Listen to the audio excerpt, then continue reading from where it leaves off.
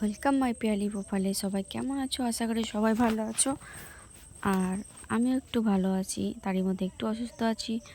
তো আজকে গিয়েছিলাম ডাক্তারখানা, অনেকে যারা লাইভে দেখেছো জানি না।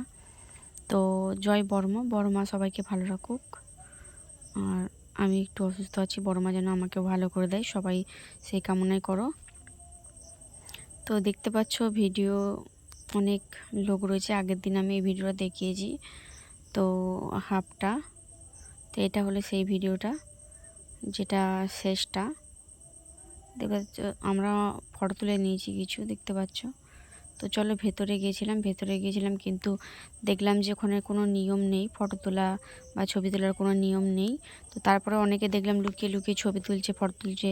তো অনেকেই যখন আমি দেখলাম, তখন আমিও ভাবলাম কি যে না, আমি একটু ফটো ছবি তুলি। তো যা হোক করে এগুলো আমি তোমাদের আগে ভিডিওতে জানিয়েছি যে ডিলিট হয়ে গেছিলো, সেগুলো ডিলিট অপশান থেকে আমি নিয়েছি আবার।